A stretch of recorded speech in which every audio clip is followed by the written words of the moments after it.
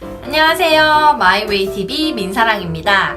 네, 오늘은 여러분과 클래식 음악 감상법에 대한 이야기를 나눠볼 텐데요. 제가 먼저 이야기하기 전에 주변 사람들한테 클래식 음악 감상 어떻게 하고 있는지 한번 물어봤었어요. 그런데 주변 사람들이 많이 어려워하고 경직되고 되게 긴장을 많이 하시더라고요.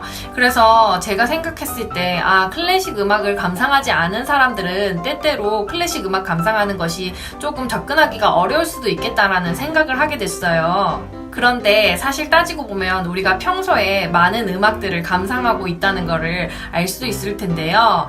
제가 그 부분에 대해서 여러분에게 정리를 해드린다면 여러분들이 좀 더 클래식 음악 감상하는데 도움이 되고 내가 지금 이런 감상을 하고 있구나 하고 생각을 하실 수 있고 더 즐겁게 클래식 음악 감상을 할 수 있을 것 같아서 제가 오늘 가이드라인을 제시하려고 해요. 그러니까 모두 집중해주세요.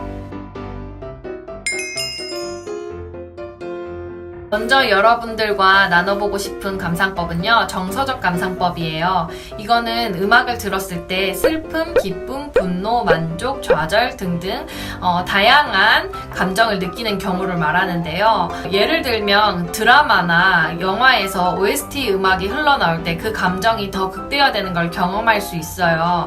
그뿐만 아니라 저희가 처했던 감정에 일치하는 음악을 들었을 때 그 감정이 극대화되거나 위로를 받는 경험을 했을 수가 있는데요. 우리가 평소에 많이 접하는 감상법이고요. 두 번째 감상법으로는 황홀경 감상법이 있어요. 이 황홀경 감상법은 음악회를 갔을 때 더 접하기 쉬운데요. 음악을 들었을 때 소름이 끼치거나 전율이 느껴지는 경험을 하는 것을 말할 수 있어요. 일반적으로는 그런 경험을 했을 때 음악회를 들었던 사람들이 그 음악회에 대한 만족감이 되게 높더라고요. 그래서 여러분에게도 직접 음악회를 가셔서 그런 경험을 해보시길 추천드리고요. 세 번째로는 가사 듣기식 감상법이 있어요. 이거는 평소에 여러분들이 되게 많이 하고 있는 감상법이라고 생각하는데요. 가요를 들을 때 가사가 너무 좋아서 반복 재생해서 듣는 경우가 되게 많잖아요.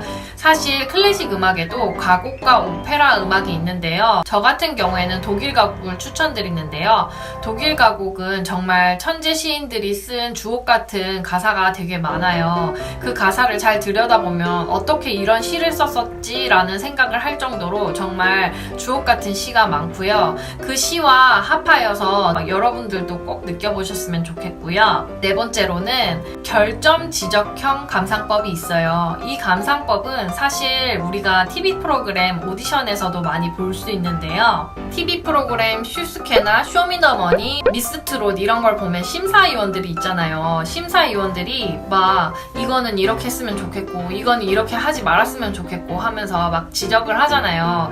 근데 그 감상법이 우리가 TV를 보면서도 같이 그걸 지적을 하고 저희도 그런 생각을 할 수 있잖아요. 그게 바로 결점 지적형 감상법인데요. 일반적으로는 원래는 예중이나 예고를 나오는 학생이거나 음대생들이 클래식을 들을 때 그런 감상을 많이 이용하게 해요. 그런데 요즘에는 정말 클래식 고수분들이 많기 때문에 그런 분들도 그렇게 즐겨서 하시는 것 같으니까요. 여러분들도 조금 더 익숙해지시면 그렇게 감상해 보시기를 추천드려요. 다음은 주의 분산형 감상법인데요. 이 주의 분산형 감상법은요, 음악이 흘러나오는데 다른 일에 몰두하여서 그 음악이 흘러나오는 것조차 약간 느끼지 못하는 감상법인데요. 공부를 할 때 음악을 틀어놓고 공부에 집중해서 하는 경우가 많잖아요. 이런 경우를 그런 감상법을 말하는데요. 다음은 표제식 감상법이에요. 이거는 음악을 들었을 때 이런 풍경이었을 것 같다, 아니면 이런 느낌이다, 이런 상황이 펼쳐지는 것 같다 하는 그런 느낌을 나타내는 감상법인데요. 일반적으로는 표제가 정해져 있는 음악이 있는데 그 음악을 들을 때 좀 더 힌트가 될 수도 있겠죠. 다음은 연산적 감상법인데요. 이거는 평소에 자기가 느꼈던 경험에 따라서 그 음악이 흘러나왔을 때 그 경험이 다시 떠오르는 그런 감상법인데요. 예를 들면 첫사랑을 만났을 때, 처음 만났을 때 들었던 음악이 있는데 그 음악이 흘러나올 때마다 그 상황이 기억나는 그런 감상법을 말하는 거고요. 다음은 운동성 감상법이 있어요. 음악을 들었을 때 좀 움직이고 싶고 운동하고 싶은 그런 느낌이 드는 건데요. 평소에 보면 헬스장 갔을 때 저희가 음악을 듣고 많이 하잖아요. 그런 감상법을 생각하시면 좋을 것 같아요. 이런 감상법은 연주에서는 조금 자제해야겠죠. 다음은 암시적 감상법이 있는데요. 저 같은 경우에는 남편이랑 되게 많이 하는 것 같아요. 라디오를 들을 때 이 음악이 딱 흘러나왔을 때 이거는 누구 음악 같아 라고 작곡가의 특징을 떠올리면서 이 음악을 누가 썼는지에 대해서 이야기를 해볼 수 있는 감상법인데요.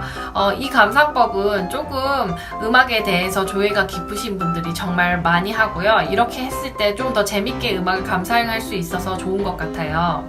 다음은 방향성 감상법인데요. 이것은 오케스트라 음악을 들었을 때 만약에 나는 오늘 트럼본 소리를 한번 들어볼 거야 하고 그 방향을 정해서 듣는 감상법을 얘기를 하는데요. 이렇게 감상했을 때는 만약에 악기를 중점으로 뒀거나 아니면은 내가 뭐 성악가라서 뭐 성악가가 어떻게 발성하는지 어떻게 표현하는지에 대해서 듣는 것도 포함이 되거든요. 그래서 이 방향성 감상법은 조금 공부를 할 때 더 좋은 방향을 제시할 수 있는, 그리고 저도 만약에 힌트를 받을 수 있는 그런 감상법이기 때문에 여러분에게 추천해드리고 싶어요.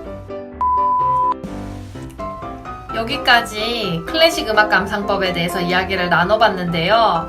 이렇게 이야기를 해보니까 우리가 평소에 대중음악을 감상하듯이 클래식 음악도 정말 많이 감상했다는 걸 느낄 수 있었죠.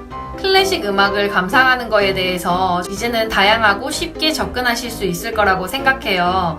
그리고 제가 여기까지 말씀드렸다시피 자기가 처해져 있는 상황이나 경험, 그리고 느낌, 감정, 그것들에 대해서 정말 많은 다양한 감상법이 있는데요. 오늘 여러분들은 어떠세요? 오늘 클래식 음악 한번 들어보시길 추천드릴게요.